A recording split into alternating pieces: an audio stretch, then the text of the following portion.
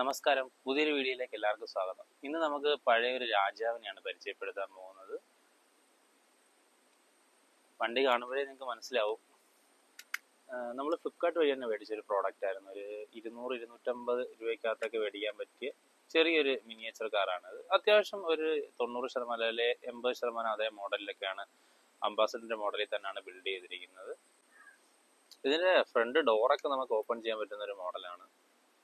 Interior ഒക്കെ നോക്കിയാൽ അത്ര പെർഫെക്റ്റ് ആയിട്ടൊന്നല്ല അവർ ബിൽഡ് ചെയ്തിരിക്കുന്നത്. പക്ഷെ വെളിയിൽ നോക്കുമ്പോൾ കറക്റ്റ് അംബാസഡറിന്റെ അതേ മോഡലിൽ തന്നെയാണ് അവർ ബിൽഡ് ചെയ്തിരിക്കുന്നത്.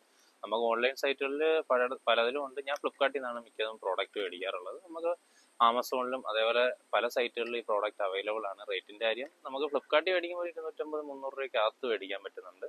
ഇതിന്റെ പല കളറുകളും അവൈലബിൾ ആണ്.